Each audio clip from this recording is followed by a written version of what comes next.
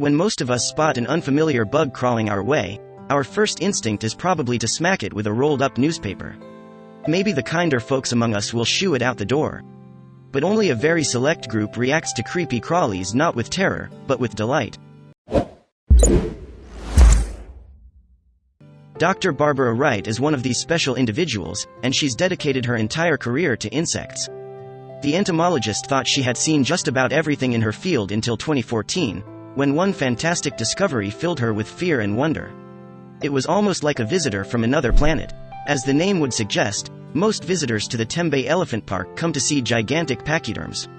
However, a 2014 sighting at the South African preserve turned the world's attention to a much smaller beast.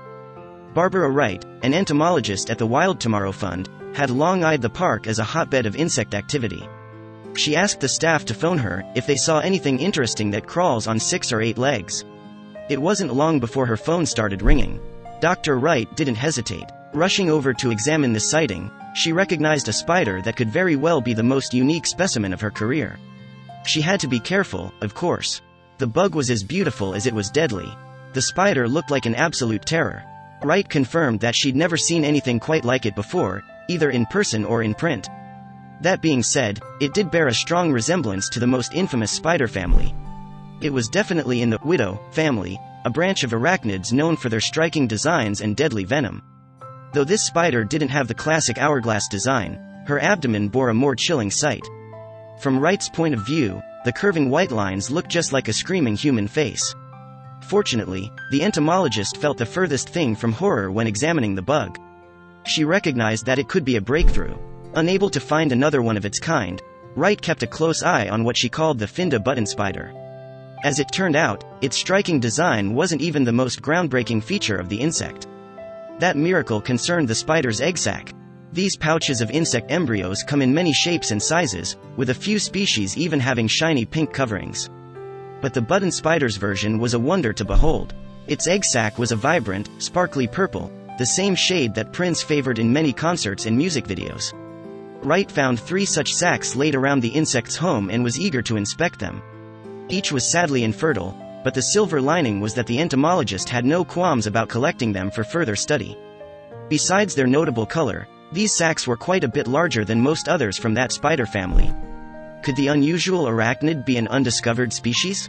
Wright called in Dr. Ian Engelbrecht for a second opinion. When Barbara showed me the first photo, I literally could not believe this spider existed, he recalled. However, their merriment was cut off by a sudden death. Of the insect, that is. They estimated that the female spider lived about 2 years, and though the loss of their only specimen was sad, it allowed them to more thoroughly analyze its makeup. Wright sent the body to a lab for further answers. It took a few years, but the scientific community confirmed that the Finda button spider was a new species by 2019. In addition to its unique physicality, the case was bolstered by the fact that the spider could only survive in a specialized, sand forest environment. The spider's scientific name is Latrodectus umbuquane, with the latter word being a Zulu term for something so spectacular that you can't ignore it. Basically, you would walk straight into a pole staring at such a magnificent sight.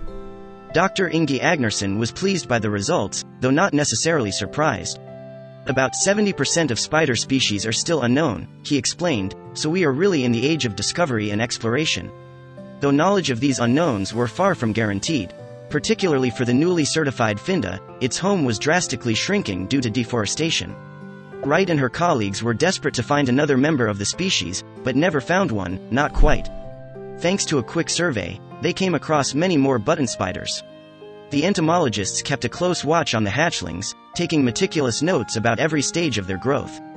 They were especially thrilled to observe the appearance of a mature male, which took on a more brown color and sported spots that would have fit on a leopard's coat. The Latrodectus umbuquane represented possibly the biggest zoological find of the year, though scientists uncovered a number of other original species in 2019. But the unknowns that befuddle most experts regard not other animal kingdoms, but our own human origins. Ever since James Watson and Francis Crick's team discovered the double helix structure of DNA, humankind has been obsessed with dissecting our own genetic material. In the process, we've found that we barely knew our true identities. Alan Cooper, director of the Australian Centre for Ancient DNA, found that to be more true with every passing day.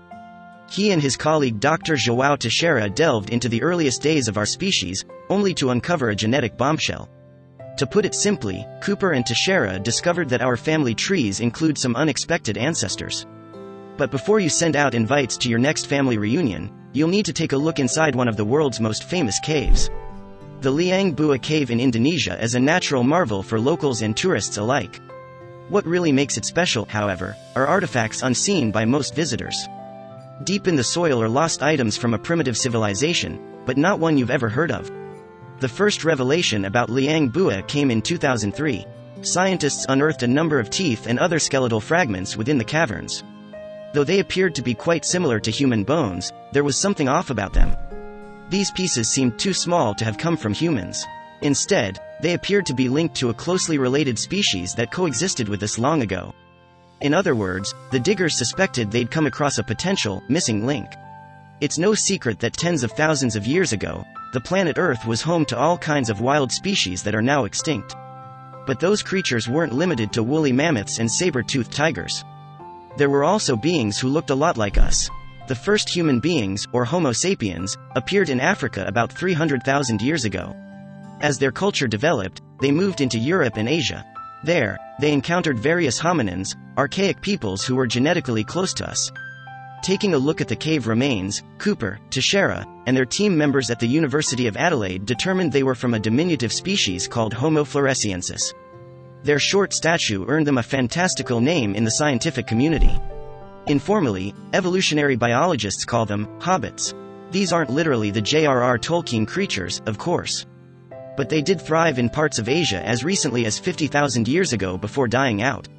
Plus, they might not be as unfamiliar as we think. After all, the hominin are in our DNA. Especially as we find ourselves in the middle of the ancestry trend, many people are learning that their genes are up to 2% Neanderthal. Certain physical features support that finding too. There's a number of Neanderthal traits that appear in everyday people. Based on our cartoonish idea of cavemen, a prominent brow ridge is likely the biggest giveaway. But more subtle qualities, like long-term depression, are also associated with this humanoid species. Neanderthals, however, may not be our only surprise ancestors. Scientists located other extinct hominin genes in modern humans. Though there's a chance these species are lost to the sands of time, Cooper and Teixeira felt compelled to take a closer look at the hobbits. Putting one modern mystery gene known as EH2 under the microscope, the scientists found that it matched the bone samples from Liang Bua. Furthermore, this gene popped up mainly in people living in Southeastern Asia. This connection blew Cooper away. In addition to locating another ancestor of modern humans, their testing proved that Homo sapiens interacted with related species far more than scholars initially suspected. The dating of hominin remains and basic tools indicated that many likely overlapped with human existence. But in the case of the floresiensis, it turns out they were just as close to us as the Neanderthals. Homo sapiens must have occasionally produced offspring with these hobbits, and the legacy of their lost culture lives on in our flesh and blood. Granted, there are still countless mysteries about the origins of humanity. We knew the story out of Africa wasn't a simple one, but it seems to be far more complex than we have contemplated, admitted Teixeira. He and Cooper also realized that their find was more of a stepping stone than an ultimate solution. Researchers have deduced that there are up to 3 other unknown hominins who interbred with humans. We could just be one expedition away from cracking this genetic code. After all, the prehistoric hobbits aren't the only lost species that have recently come to light. Even by French standards, the Department of Charente set itself apart by teeming with the finest wineries in the world. The town of Cognac in particular was famous for its brandy. However, a nearby field held vintages of a different kind. Maxime Lassarin was tucked away in a classroom at the Paris National Museum of National History when he first heard about the area. His professors whispered that it could have been the most promising paleontology site in the country. At that moment, Maxime knew he had to be a part of the dig. The doctoral student could barely contain his excitement once he got permission to spend the summer of 2019 at Angeek-Charente. Sure, it wasn't exactly the most glamorous workplace. The rocky clay of Charente was full of promise. Excavators at the site already made a host of discoveries big and small. And rather than making them think the ground was already depleted, these finds convinced them that something big was waiting down there. For one thing, paleontologists dug up more fossils than they could keep track of. The past 10 years uncovered specimens that covered millions of years and several periods of geological history. And these finds weren't even what had researchers really excited. Scientists located a giant dinosaur toe back in 2014. Measuring at over 13 inches in length, this appendage must have come from a truly gigantic beast. Could the rest of the behemoths still be down in the earth?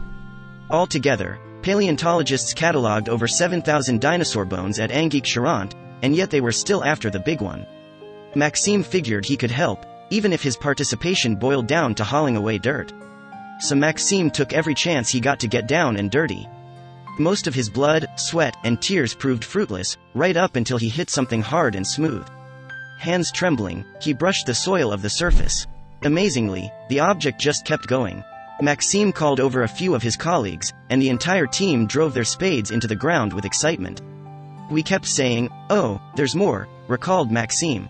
At the same time, Maxime had to take incredible care not to damage his find.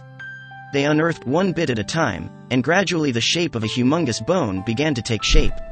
It certainly appeared to be a dinosaur, and a colossal one at that.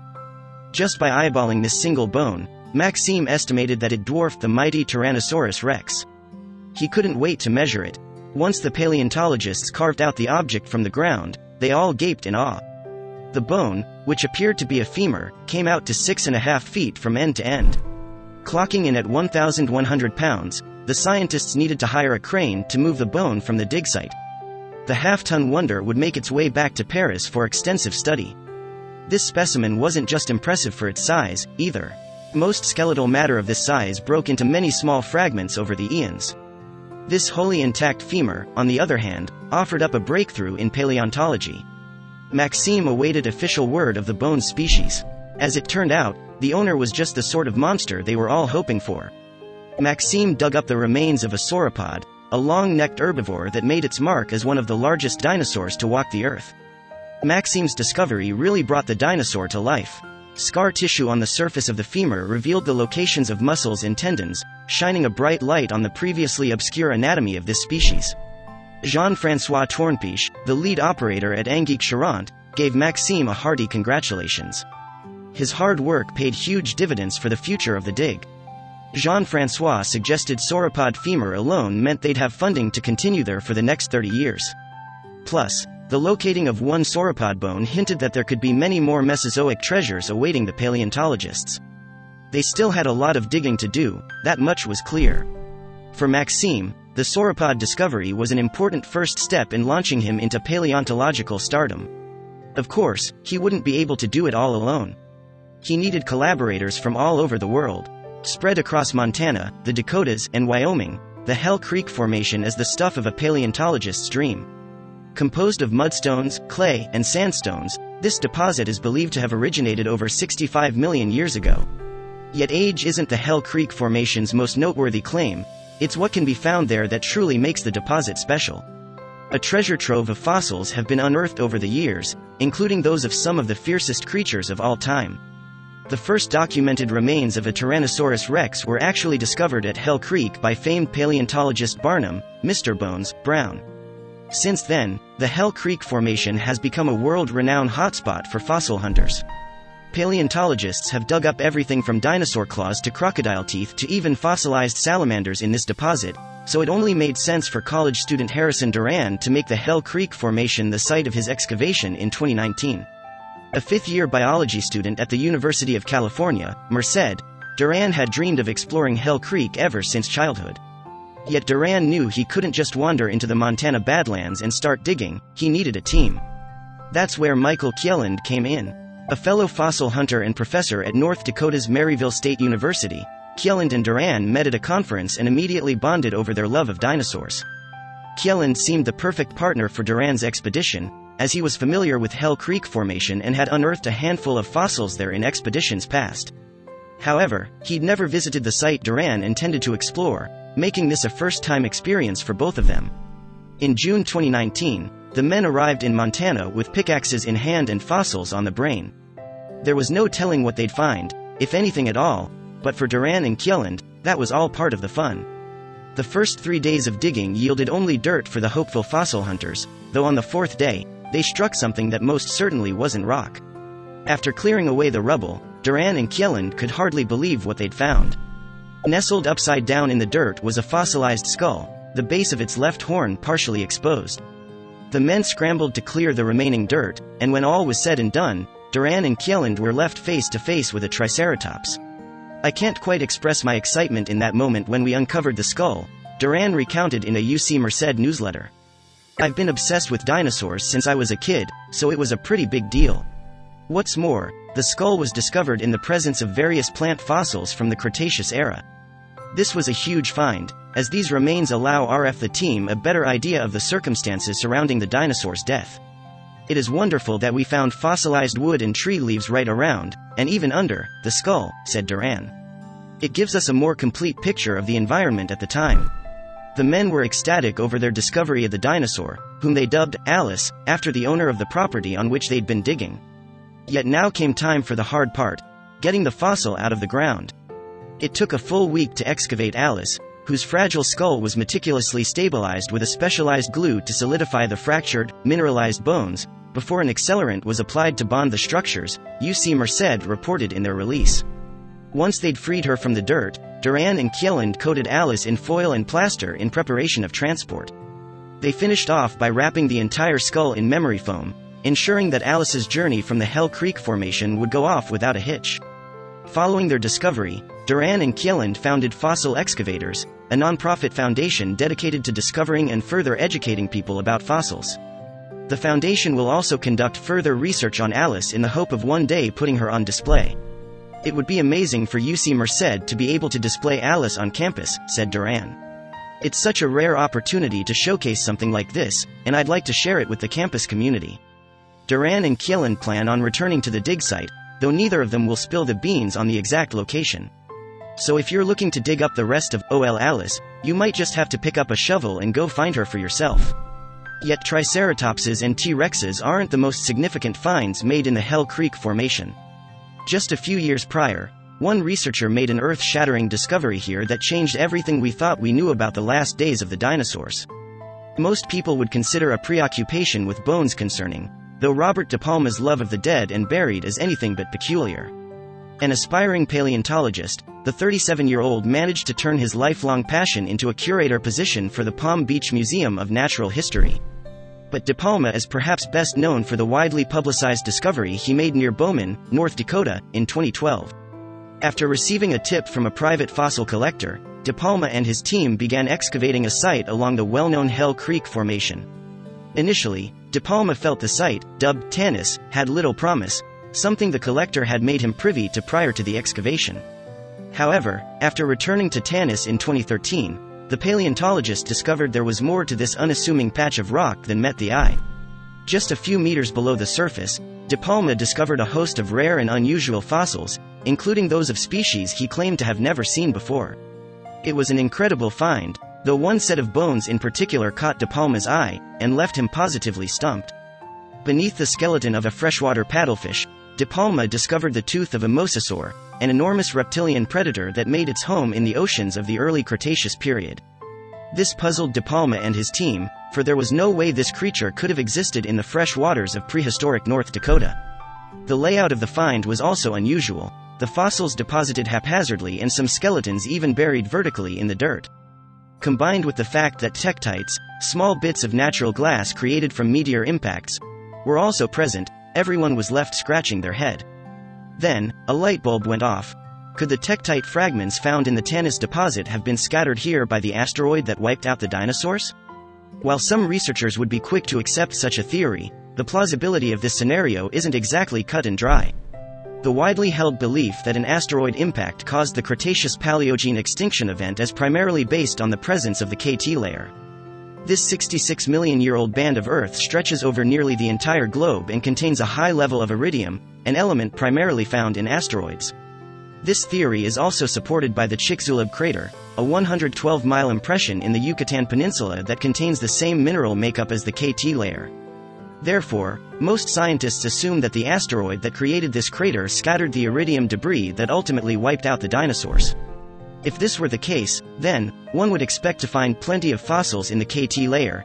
After all, it was during this time that nearly all life on Earth went extinct. However, this actually isn't true at all. hardly any fossils have ever been found in this layer of rock. In fact, most fossils are found about 10 feet below the KT layer, which, geologically speaking, would amount to thousands of years between the death of these creatures and the fateful asteroid impact. Therefore, it seems highly unlikely that an extraterrestrial object reduced every last dinosaur to rubble. Proponents of this alternate theory do still believe that an asteroid impact finished off the last of these prehistoric creatures, though they propose that factors like large-scale volcanic activity and climate change had already wiped out most of the dinosaurs by this point. However, according to De Palma, the Tanis find was the key to finally putting this debate to bed. Not only were the fossils he discovered located within the KT layer, but their haphazard placement suggested they were deposited here just moments after the asteroid struck. With this information in mind, De Palma posited that the mile-high tsunamis created by the impact must have traveled up river valleys and into freshwater bodies, which is how the mosasaur tooth came to be here. This was big news. Eager to share his discovery with the world, De Palma sat down with the New Yorker to share the exclusive details of his historic find. However, as soon as the story broke in April 2019, the paleontology community grew outraged. Many of De Palma's colleagues were upset that the paleontologist had chosen to share his story with the New Yorker instead of a reputable scientific journal. De Palma later published his discovery in Proceedings of the National Academy of Sciences, though many felt this account was significantly less detailed than his New Yorker piece. Even prior to this, however, De Palma was considered by some to be a controversial figure in the world of paleontology. In 2015, he introduced a new species of dinosaur he'd recovered from the Hell Creek Formation dubbed Dakotaraptor, though after presenting the completed skeleton, it was discovered one of the bones belonged to a turtle. De Palma also stirred up controversy with his business practices, as he retains all control of his specimens even after they've been placed in museums and university collections. He also reportedly funds his fieldwork by creating replicas of his finds and selling them to private collectors. But the strangest discrepancy of all may be De Palma's record of the discovery itself. While the paleontologist and his team have made claims about the large number of dinosaur fossils uncovered near the surface of the Tanis deposit, his article in PNAS only mentions one example in a supplementary document. As of now, additional papers on Tanis are being prepared that will hopefully clear up the confusion surrounding De Palma's find. Until then, one can only wonder if De Palma's discovery will truly change history or simply wind up as the fabrication of another would-be hero in search of fame and glory. For David Bratt, however, the discovery he made while out hunting was certainly the real deal. While the Montana man was only hoping to return from his hunting trip with something to show for it, he never could have anticipated he was about to make history. One November afternoon, Bratt ventured into Montana's Charles M. Russell National Wildlife Refuge hoping to bag an elk. While he was prepared for a hunt, he never imagined the creature he would find. Unfortunately, luck wasn't on David's side that day. He hadn't seen an elk all afternoon, so he decided to walk over to a nearby spring to take a break. David approached the water's edge to splash some cool water on his face when he noticed something sticking out from the rocks. Rather than return to his futile hunt, he bent down to investigate. Based on a life of outdoor experience, Brad assumed that he had spotted some petrified wood. But when he took a closer look, he realized that it was something much different. He found a bone. He assumed that it was probably just from a dead elk or a bighorn sheep that called the refuge home, but something about it didn't seem right. David was an avid outdoorsman, but this bone was out of his depth. He notified both wildlife services and the paleontology department of the local museum before reaching out to some unlikely experts for help. He called his children. Like most kids, Kellen and Garrison loved dinosaurs. They immediately wanted to get involved and help their dad get to the bottom of this mysterious discovery. The trio began to clear dirt away from the bone, but something unusual happened. They just kept revealing more and more bone. Eventually they had to go home for the night, making sure to keep the site secret. The size was beginning to send David's mind racing. Bones this large had to belong to something massive. It's about the size of a cow. Given how large the bone was, it was getting tough to keep the site secret. But why did they have to keep the spot hidden? Rare fossils are quite valuable and can attract robbers looking for a quick buck. But there was something else significant about the site. 100 million years ago, the entire region was one giant mud pit on the bottom of an inland sea. That meant the creature, despite being found in the middle of Montana, was likely aquatic. Scientists initially suspected the bone belonged to a mosasaurus, a giant predatory creature that most resembled a lizard mixed with a whale. As the excavation continued, however, they came to realize they were looking at something else. Their next best guess was a plesiosaur, similar to the mythical Loch Ness monster. Once again, however, the bones didn't seem to match up. Without a clear hypothesis, all scientists could do was keep digging. More dirt was washed away and, eventually, the scientists started dissolving the rock in order to remove the bones. When the work was done, they unearthed an unusual-looking skull. It was a dinosaur skull. Rather than a traditionally shaped cranium, this one looked more like a big cat or alligator. There was also an unusually large tail wrapped around the mass of bones. Outside help was necessary. The bones were sent to scientists at the University of Alaska in Fairbanks for analysis. They, too, thought the skeleton was similar to a plesiosaur, except for one defining difference. Plesiosaurs are known for their long, serpentine necks, and this skeleton was lacking that feature. Eventually, the scientists reached an undeniable conclusion. This was something new and deadly. After further study, experts concluded the skeleton belonged to an elasmosaurus, a variant of plesiosaur. Its neck contained fewer vertebrae than average, however, only measuring 7 feet long rather than the usual 18 feet. Scientists actually weren't sure what was going on. They had never seen a plesiosaur with this short of a neck before. They were able to come up with one working theory, however. This species, the short-necked elasmosaur, was an undiscovered evolutionary variant of the larger dinosaur. Similar to giraffes and okapis, it appeared that two similar species were roaming the sea at the same time. Bratt's discovery just goes to show that finding buried treasure isn't something that only happens in the movies. In fact, a construction worker operating in Canada found something that people would love to see go toe-to-toe with Brandt's plesiosaur. It was any old Monday for Sean Funk, who was working for the energy company Suncor. He was manning the backhoe in Millennium Mine, located about 17 miles north of Fort McMurray in Alberta, Canada. Suncor was tasked with mining crude oil deep within the mine. Sean used his machine to excavate through layers of sand that was once rich with marine plants and animals from hundreds of millions of years ago. Since that distant time, the plants and animals have died and settled to the bottom of the previously existing ocean. Add a little heat and pressure over time, and the once living organisms turned into hydrocarbons. Crude oil. Due to the nature of this biological process, Sean rarely ran into anything other than sand and oil on the job. Which was why, when Sean returned to work after taking a lunch break, he found it odd the backhoe was humming a different tune. In his 12 years of work, he had only ever ran into petrified tree stumps, so he could tell by the very different sound that his machine was striking something different. It was something much harder than both the sand and native rock in the area. Immediately pulling his backhoe up from the earth, Sean dumped the contents of the excavator out in front of him. Odd-looking light brown-colored lumps spilled out onto the ground. He flipped some pieces over and noticed rows of gray discs. In that moment, Sean knew he needed to stop digging and call someone immediately. Suncor executives called Royal Tyrrell Museum, who quickly realized that Sean stumbled upon something very rare. The museum flew out 2 technicians to the site.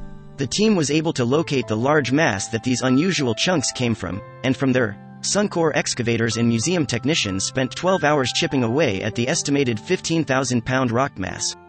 They were finally able to free the rock accretion and lift it from the earth. As they lowered it down to level ground, the 7.5-ton mass fell to the ground and shattered, revealing a paleontologist's paradise. They'd found the remains of a prehistoric organism. The museum technicians inspected the mystery creature's shattered remains and put them back together like a puzzle. When they finished a rough reassemblage of the creature, it highly resembled a realistic, 9-foot-tall dinosaur. But the truly remarkable thing about this discovery was that they weren't looking at a fossil of bones. In fact, there were no bones visible at all. They were seeing bony scutes and plates. The dinosaur was entirely petrified. Thousands of questions flooded the minds of the museum technicians. How was this dinosaur fossilized so well that it was basically mummified? They were dying to figure out the story of this rare find. The pieces of the petrified dinosaur were taken back to the Royal Tyrrell Museum of Paleontology for tests and research, where it was discovered the creature lived about 110 million years ago. The dinosaur was very clearly an armored plant-eater, similar to those found in Western Canada. Scientists placed the creature in the genus Ankylosaurus. It's believed that it died in Western Canada and got transported by a massive flood, where it ended up at the bottom of a prehistoric ocean. A full reconstruction of the herbivore revealed it was 4-legged, armor-plated dinosaur covered in spikes with a long tail, most likely covered in spikes to fend off predators, a brand new species called nodosaur.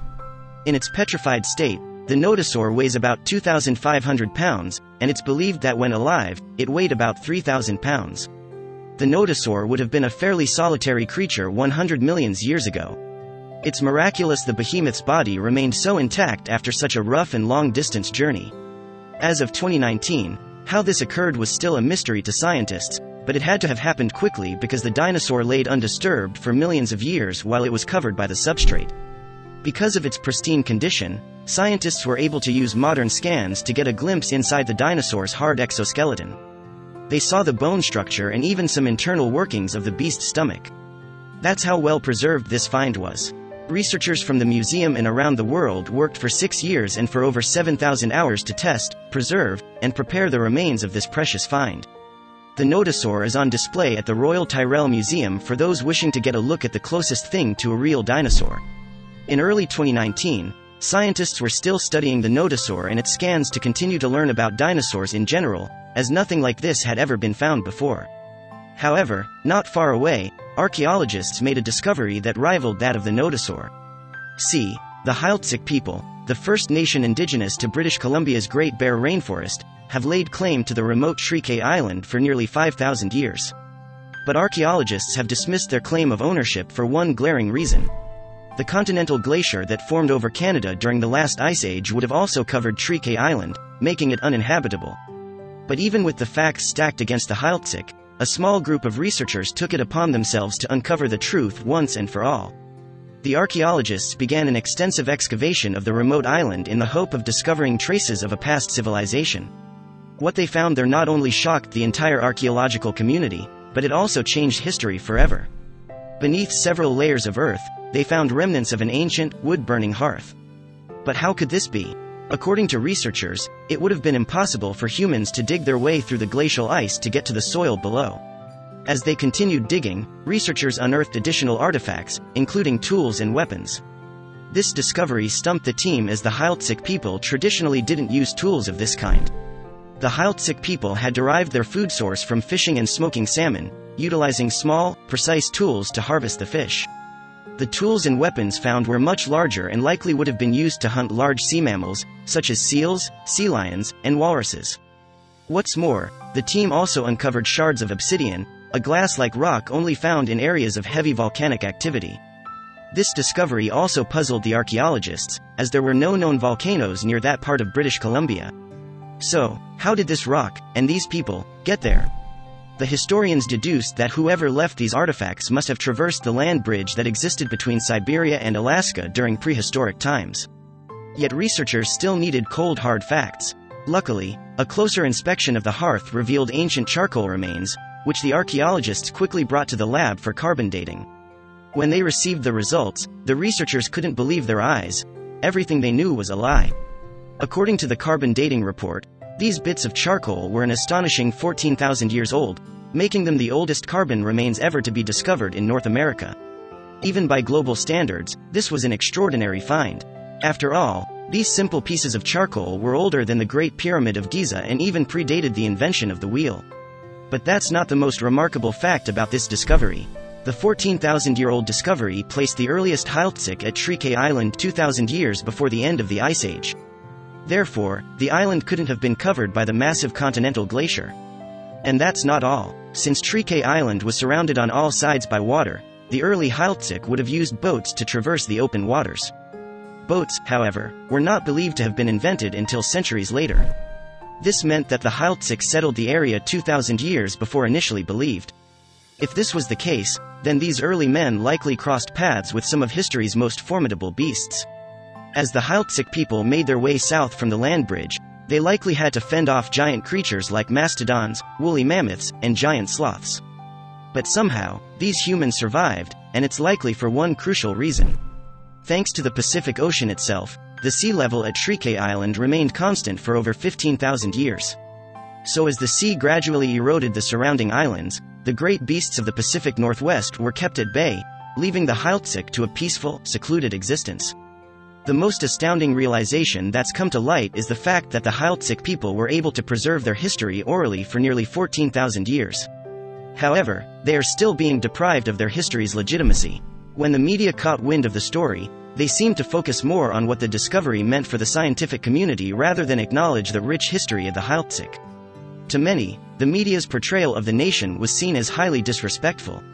As a result, University of Victoria student Alicia Govreau, who was present during the excavation, has dedicated herself to shifting the focus of the dialogue toward the Haltzik people.